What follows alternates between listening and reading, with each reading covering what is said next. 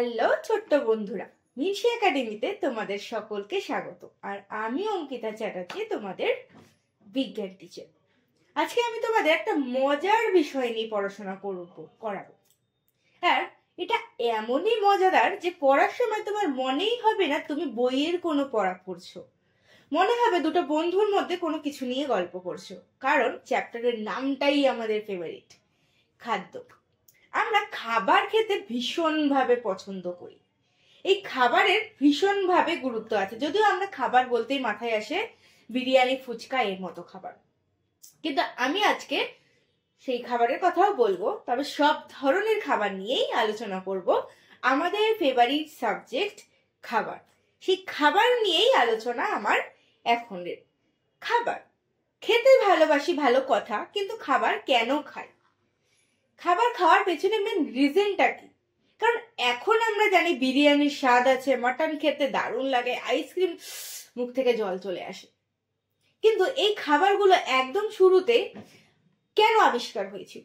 এই খাবারগুলোর কথা কেন চিন্তা করা হয়েছিল? বা যখন আবিষ্কারই হয়নি আইসক্রিম, ভাবো তো তখন মানুষের ইমাজিনেশনে কি করে এসেছিল যে এরকম একটা ঠান্ডা ক্রিম তৈরি করা যায় যাকে আমরা বলি আইসক্রিম, বা এত রকম ভাত, মাংস, আলু সব মশলা মিশিয়ে যে বিরিয়ানি তৈরি করা যায়, সেটার আইডিয়াই বা কি করে এসেছিল? কেনই বা এসেছিল?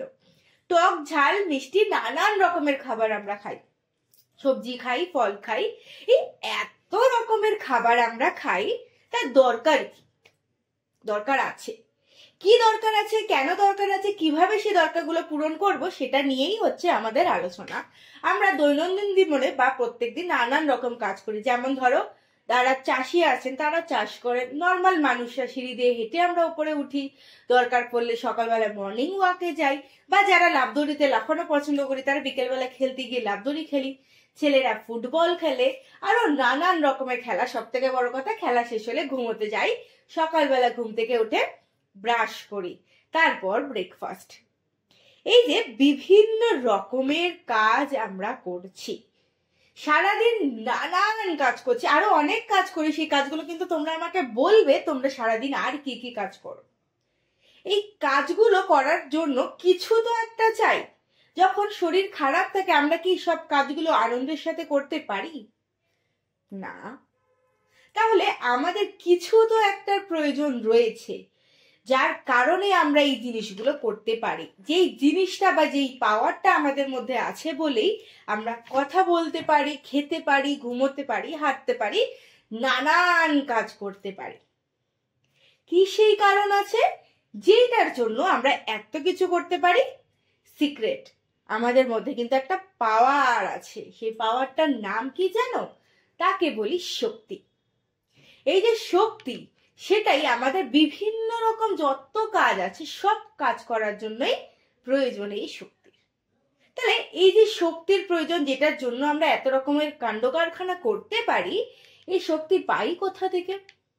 এই শক্তি আমাদের শরীরে আসে কোথা থেকে, যার জন্য আমরা একদম ডিম হয়ে থাকি না, একদম এনার্জি ছাড়া হয়ে থাকি না, একদম উৎফুল্ল ভাবে নাচতে নাচতে খেলতে যাই। রোজ সকালবেলা ঘুম থেকে উঠে স্কুল যাই, স্কুল থেকে ফিরে স্টিল আমাদের মধ্যে এনার্জি থাকে খেলাধুলা করার, তারপর পড়াশোনা করি, তারপর ঠাকুমা দাদুর সাথে বসে টিভি দেখি, তারপর ঘুমাতে যাই। এত রকমের কাজ করার জন্য আমাদের এনার্জির দরকার। সেই এনার্জি আমরা কোথা থেকে পাই? কোন উৎস থেকে আমাদের মধ্যে এনার্জি আসে? একটাই উত্তর, সেটা হচ্ছে আমাদের খাবার। আমরা বিভিন্ন রকমের খাবার খাই এবং ঠিকমতো খাবার খাই বলেই সুস্থ আছি। যদি ঠিকমতো খাবার না খেতাম তাহলে কিন্তু আমরা বিভিন্ন রোগের মুখোমুখি হতে পারি। তাই সেই রোগ থেকে বাঁচতে এবং মনের আনন্দে খেলাধুলো এবং পড়াশোনা করার জন্য আমাদের কিন্তু ভালো খাবার খেতে হবে। এবার আসি, এই যে বিভিন্ন রকম শক্তির অভাবে যখন রোগ হচ্ছে, সেই রোগ জীবাণুর থেকে আমাদের নিজেদের শরীরকে বাঁচাবো কি করে? বা যদি আমার শরীরে রোগ জীবাণু ঢুকেই যায়, তার থেকে আমি বাঁচবো কি করে? সেটাও সমস্যার বিষয়। এই সব কিছুর জন্যই যে রোগ জীবাণু আক্রমণ করছে সেটা ঠেকানো বা তাদের মারার জন্য দরকার আছে কি? শক্তি।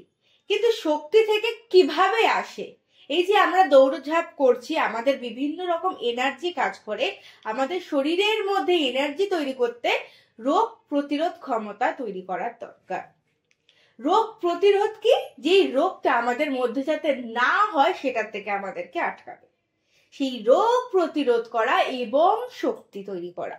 তাহলে শক্তি থাকলে রোগ প্রতিরোধ ক্ষমতা বাড়বে, রোগ প্রতিরোধ ক্ষমতা বাড়লে শক্তি শরীরে বজায় থাকবে। দুটোই কিন্তু বেস্ট ফ্রেন্ড, শক্তি আর রোগ প্রতিরোধ ক্ষমতা। এই শক্তি এবং রোগ প্রতিরোধ ক্ষমতা দুটো মিলেই যেই উৎস থেকে আমরা পাই, বা দুটোকেই যেখান থেকে পাই, সেটাই হচ্ছে আমাদের পছন্দের সেই খাবার। তাহলে রোগ প্রতিরোধ করতে হবে কেন? যাতে আমরা সুস্থ থাকি, রোগকে আমাদের বাধা দিতে হবে। তাতে কে হেল্প করছে? শক্তি। শক্তি কোথা থেকে পাচ্ছি? খাবার থেকে পাচ্ছি। এবার এই যে খাবার, সেই খাবারেও সমস্যা আছে না? খাবারের সমস্যা নেই। খাবার যদি ঠিকঠাক ভাবে আমরা না খাই, নানান রকম খাবারের নানান উপকারিতা আছে, তার একটাও যদি মিস হয়, আমাদের শরীরে কিন্তু নানান রকম সমস্যা দেখা দিতে পারে। তাহলে বলতেই পারি খাদ্যের নানান রকম উপাদান রয়েছে, তার অভাবে কিন্তু আমাদের নানান রকম সমস্যা দেখা দিতে পারে। তো আমরা সেই রকম সমস্যা চাই না। এই সমস্যাগুলোর অবশ্যই সমাধান করার দরকার আছে।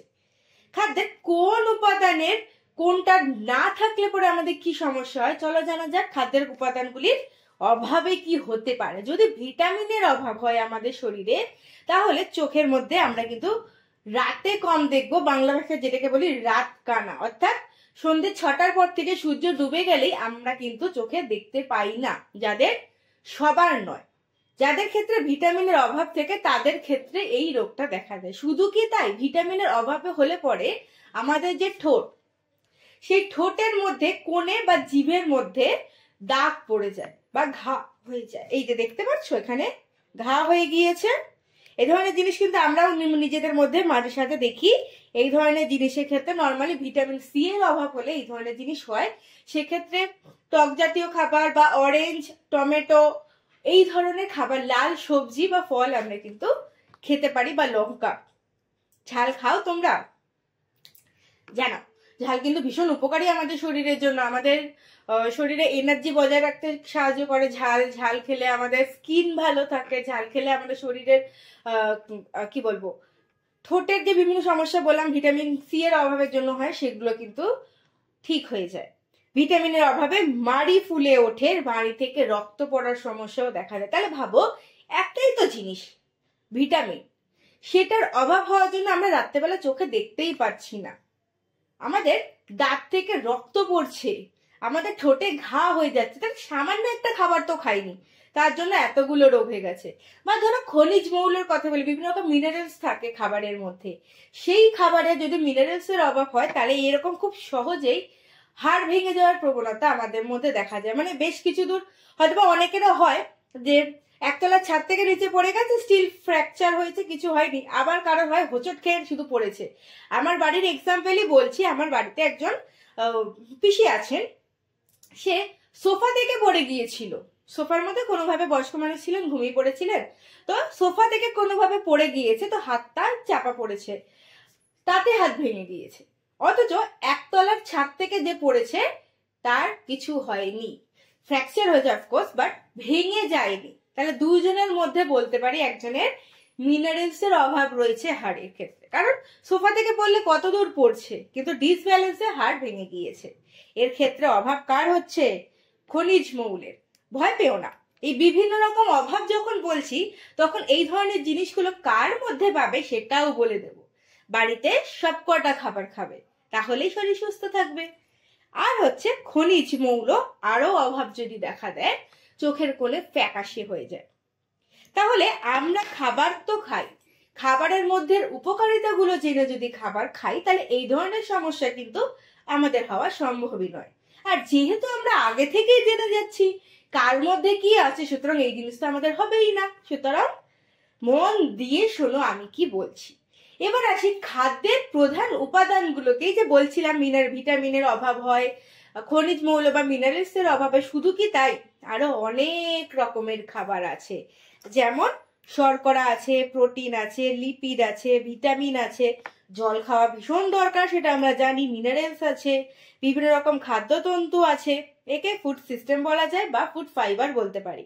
আর আছে ফাইটোকেমিক্যাল বা উদ্ভিজ্জ রসায়ন। এই বিভিন্ন ধরনের জিনিসের যদি একটারও অভাব দেখা দেয় আমরা কিন্তু সুস্থ থাকতে পারবো না। তাই এই ধরনের জিনিসগুলো যে ধরনের খাবারে থাকে সেই খাবারগুলো কিন্তু আমাদের অবশ্যই খেতে হবে। ফার্স্টেই রয়েছে শর্করার কথা। শর্করা জাতীয় খাবারের মধ্যেই থাকে ভাত, যেটা আমরা কেউ একবেলা খাই, কেউ দুবেলা খাই, কেউ কেউ 3 বেলা খাই। বাঙালিরা ভাত খেতে খুব ভালোবাসে। ভাত বা রুটি ছাড়া আমাদের কিন্তু চলে না। এই দুটো খাবার রোজ তো খাই, জানা ছিল এর মধ্যে যে শর্করা থাকে, যেটা আমাদের শরীরে এনার্জি তৈরি করার জন্য ভীষণভাবে দরকার। এছাড়াও দুধ সকালবেলায় মা দেয় সাথে বিস্কুটের সাথে, এটার মধ্যেও কিন্তু শর্করা থাকে। সেই শর্করা আমার শরীরে ভীষণভাবে দরকার।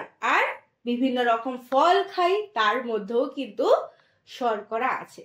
এছাড়াও আরেক ধরনের খাবার যেটা ভীষণ আমাদের টেস্টি লাগে এবং সেটা আমাদের শরীরে প্রোটিন দেয়, যেরকম বিভিন্ন রকমের মাংস, আমরা চিকেন খাই, আমরা মাটন খাই, কেউ হাঁসের মাংস খায়, আরো নানান ধরনের মাংস হয়। আমি হয়তো জানিও না, কিন্তু জানি অনেক রকমের মাংসও হয়।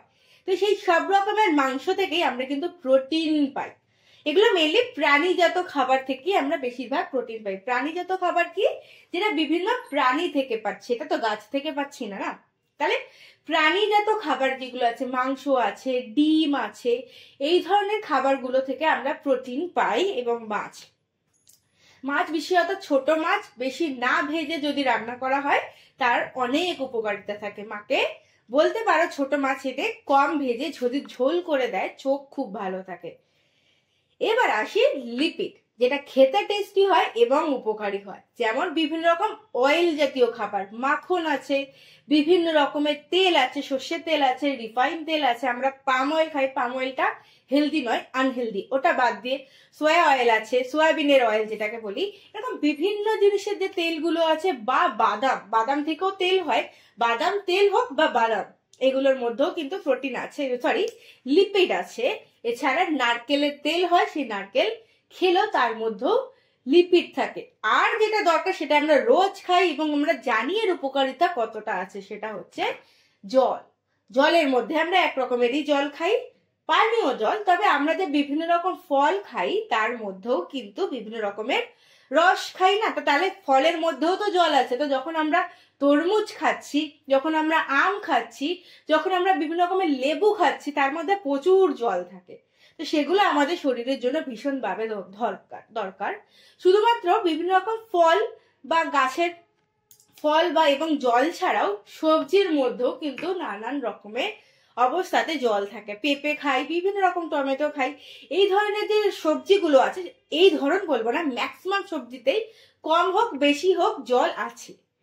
সেই জলের জন্যই আমাদের বিভিন্ন রকম সবজিগুলো খাওয়া দরকার। শীতকালে দেখবে বেশি খাই, গরমকালে দেখবে বেশি করে বলে লাউ খাও, কারণ লাউয়ের মধ্যে প্রচুর পরিমাণে জল থাকে, যাতে আমাদের শরীর ডিহাইড্রেট না হয়ে যায়। সে কারণে আমরা কিন্তু লাউ জাতীয় সবজি খাই। তোমরা পছন্দ করো সবজি খাওয়া কিন্তু ভীষণ দরকার আমাদের জন্য।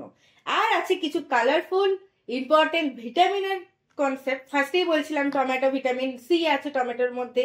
আমলকি, এতে ভিটামিন সি এর অভাব হলে, যে ঠোঁটের ঘায়ের কথা বললাম, সেক্ষেত্রেও তোমরা আমলকি খেতে পারো। আমলকির প্রচুর উপকারিতা আছে। আমলকি আমাদের ওয়েট কমাতে সাহায্য করে, আমাদের স্কিন গ্লো করতে সাহায্য করে, আমাদের এজকে ধরে রাখতে, অর্থাৎ খুব তাড়াতাড়ি যাতে বয়স না বাড়ে তার জন্য আমরা আমলকি খেতে পারি। যদি রাত্রেবেলা আমলকি ভিজিয়ে জল খাই তাহলে আমাদের পেট পরিষ্কার হয়, সকালবেলার কাজ ঠিকঠাক হয়। তো আমলকির উপকারিতা বহু আছে। বিভিন্ন আয়ুর্বেদিক ওষুধ তৈরি করতে আমলকি ব্যবহার করা হয়, যেটা আমরা আমলা বলি।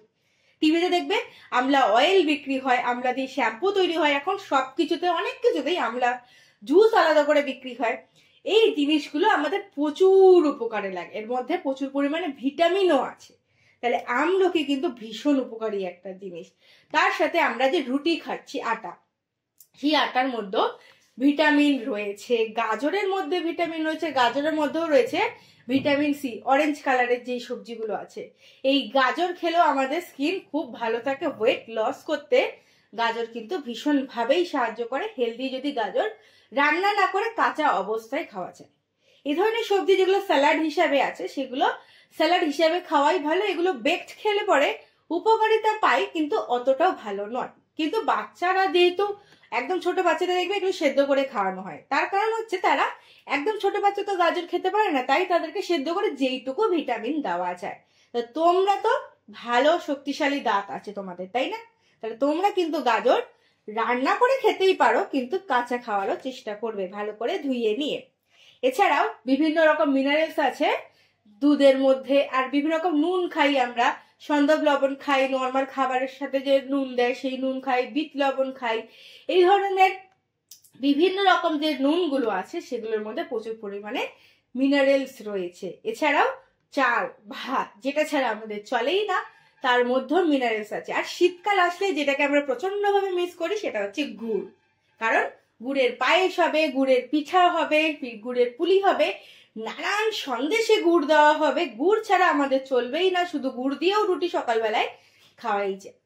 সেই গুড়ের মধ্যেও রয়েছে বিভিন্ন রকম মিনারেলস। আর একটা খাবার আছে সেটা হচ্ছে ডাঁটা শাক, তার মধ্যেও প্রচুর পরিমাণে কিন্তু মিনারেলস রয়েছে। এছাড়াও আমরা যে মাংস খাই, মাংসের মধ্যে প্রোটিন যেরকম রয়েছে তার মধ্যে কিন্তু বিভিন্ন রকম মিনারেলসও রয়েছে। তাহলে একটা খাবারের মধ্যে একাধিক জিনিস থাকতেও পারে। আর খাদ্যের মধ্যে তন্তু বা যেটাকে আমরা বলতে পারি ফাইবার জাতীয় খাবারের মধ্যে রয়েছে আমাদের আম বা আপেল। এই ধরনের ফলের যে লেয়ার বা আমের যে মাংসর অংশটা আছে আর আপেলের যে চোকলা আছে তার মধ্যে মেনলি বেশি পরিমাণে ফাইবার থাকে। এছাড়াও ডাঁটা শাক যে খাই, যদি আমরা কম সেদ্ধ করে সেটাকে খেতে পারি, মানে অত্যাধিক ফুটিয়ে রান্না করে বেশি করে তেল দিয়ে রান্না না করে হাফ সেদ্ধর মতো করে যদি খাই, তার থেকে কিন্তু আমরা প্রচুর পরিমাণে ফাইবার পাবো। আমাদের ফাইবারের জন্যই শরীর অনেকটা সুস্থ থাকে, শরীরের নানান রকম সমস্যাগুলো কিন্তু হয় না। আর হচ্ছে এই পেঁপের মধ্যে প্রচুর পরিমাণে ফাইবার আছে। পেঁপে খেলে ওয়েট কমে, পেঁপে খেলে স্কিন গ্লো করে, পেঁপের জন্য বিভিন্ন রকম একনি আমাদের শরীরে বিভিন্ন রকম যে পিম্পলস হয়, তোমাদের হয় না, এখন তোমরা অনেক ছোট আছো, কিন্তু পেঁপে খেলে পরে আমাদের অনেক উপকারিতা আছে। পেঁপে খেলে খুব জলদি আমাদের শরীরে চর্বি গলে যায়।